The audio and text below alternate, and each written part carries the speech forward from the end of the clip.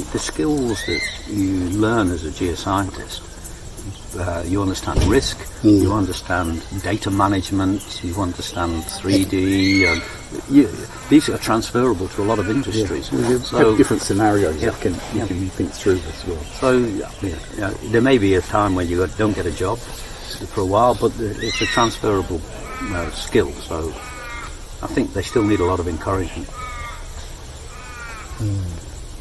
Okay, I think that's pretty much it. We're done now. So have you just got anything you want to say to just wind things up?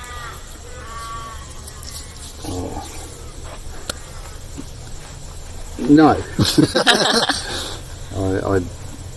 I don't know. I'll have to think about that. Maybe in the third session we can come back with something. But I'm pretty much done. The last thing I'd say is, when I came to Australia in '82 in BHP, they had very strong geophysics and mining, and we hardly ever got to talk to them. And through the ASCG was where we got to talk to the geoscientists, especially the geophysicists in minerals in BHP. Phil Harmison, he's a lovely guy, and we were actually we weren't allowed to talk to each other within BHP. But outside of BHP and the ASCG, we were able to talk. Yeah, I think we need to do a lot more of that, because the seismic is now being shot by the minerals, but we need to learn a lot from them in their electrical and magnetics and gravity. I must say, in the last few years, because I retired from BHP, we did interact way more, because exactly that, because I was shooting seismic, and we needed gravity and mag and a few other potential field stuff. Yeah. So it is happening, and it should always continue to happen. So hopefully it will. And it's the aim of the AEGC conferences to bring together ASCG, PISA and AIG so that we can share knowledge across the industries. Yeah, unfortunately people tend to migrate to what they know. They don't want. I used to often go to other talks because I found them interesting, but I do note that the majority of people still want to stay in their field. But there is some mixing. Yeah, some, I know, and there should be more. We should try to encourage more somehow. And I think the carbon sequestration and looking for geothermal work, etc. That's all geophysics and geology is going to be required. So we don't just think oil and gas. Think of other things as well that you can do within there. Same skill base. Yes. Not as much fun though. No. Well, but it's drilling wells for carbon dioxide sequestration. But you've got really the geophysics in there. You've got to image the plume. So that's going to be very interesting, because the modelling you've got to do and the monitoring, you've got to have to see how this CO2 disperses in the reservoir. So that's going to be a new area of geophysics.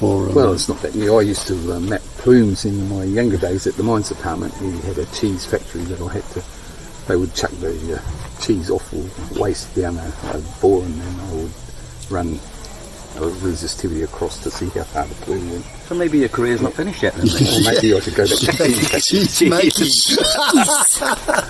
Geophysics and cheese. I've not heard that before. Yeah, well, there is certainly a lot of certainly 4D seismic and microseismism all goes into the geosequestration for exactly that reason. How come modelling waste cheese products did not come as one of your wasn't that much key milestones? Was the cheese off? Well, it was the way it's stuck down the hole. I did a cheese factory, I did an abattoir, and I did lots of road bridges over rail. So, I'm sure that that's engineering geophysics, and there's still that is a branch which we don't actually touch on too much in ASCG. I don't think there is a bit, but not too much, right? Well, the most unusual project I probably had was in British Gas, because we had a gas field off Morecambe Bay in the Irish Sea, and the British government asked us, because we were nationalised, the British government asked us to look at, from a geophysical and geological point of view, could they put nuclear waste down boreholes that they would drill in the Irish Sea. So we had to do a survey and just prove to them that actually this was tectonically acted, and there's no way you should be putting anything out there. And the British government listened to us, but to begin with, they were just going to put nuclear waste down there. So there's areas where geophysics will be required in the future. Yeah. Okay, I think that's it. So thanks very much. It's been quite an interesting discussion. I may have butted in a few times. Helen's been very quiet here next to me. So, but thank you very much, and we'll see what comes. We'll see what comes of this. Maybe one day Helen will be on the other side of the Yes, gap. I'll just introduce our interviewers. Is Craig Dempsey and Helen Debenham. You're on the other side here. I'll just get your photos. Smile. And Craig's got a lot of similar experiences to us. Yeah, as you may have heard through the discussion. So, Well- Was your longest employer BHP? yeah, if I look at my employment profile, it sort of went like asymptotically like this through the employers, like 6 months, a couple of months, and then a couple of years, and then 11, 12 years at Marathon, and then 23 and a half at BHP.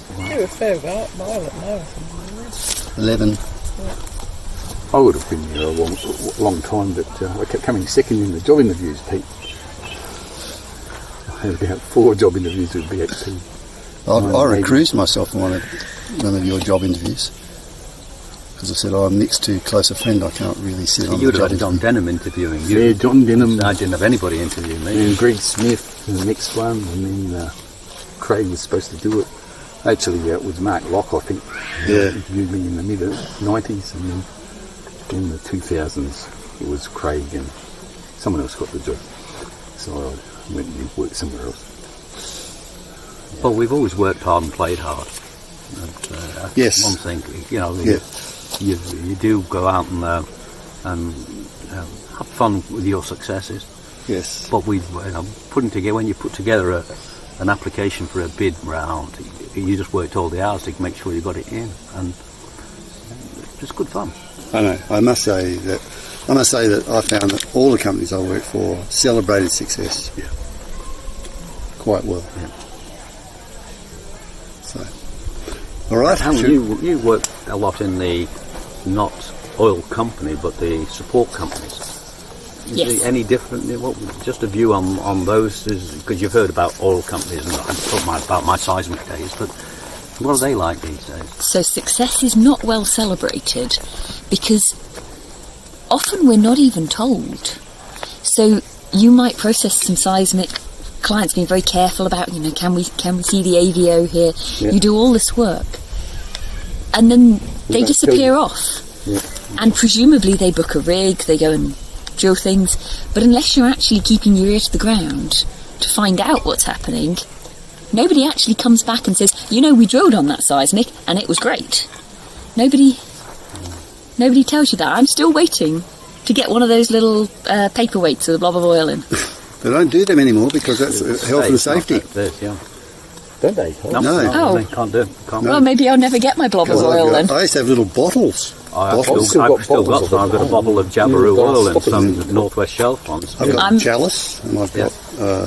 I'm waiting for the little gift that comes that says, we couldn't have done it without the seismic you worked on. Right. I think I'll be waiting my entire career. I took when GSI completed the 3D seismic. I took their crew, their processing crew out, and I took them out, and we spent a lot of money, and we drank a lot of beer or wine. Can't remember which. Jim Probably- McRae, remember Jim McRae? Yes, Jim. Yeah. Yeah. So he was an interesting character. Yeah. Well, okay, thank you very much, folks. And I Thank think you. it's time for us to go and have a What did libation. you-